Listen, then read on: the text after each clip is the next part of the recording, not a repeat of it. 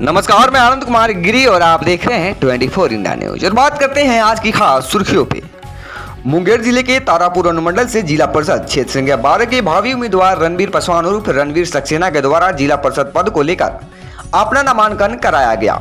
जैसे ही श्री पासवान अपना नामांकन कराकर अनुमंडल गेट के बाहर निकला, वैसे ही उनके सारे कार्यकर्ताओं ने रणवीर सक्सेना जिंदाबाद के नारे लगाने शुरू कर दिए। वहीं श्री पासवान ने बताया कि मैं जिला परिषद क्षेत्र संख्या 12 से अपना नामांकन कराया हूं। मुझे जनता का आशीर्वाद मिला है और अपार बहुमत से मैं चुनाव जीत रहा हूं। जीतने के बाद क्षेत्र की सारी समस्या का समाधान करते हुए जनताओं के बीच विकास करने का काम करूंगा। बता दें कि श्री पासवान एक वरिष्ठ पत्रकार के पद पर भी हैं और पत्रकारिता से एमए किए हुए हैं, जबकि राजनीतिक जगत में पहला कदम से शुरुआत किया है और अपने क्षेत्र का विकास करने को ठाना है।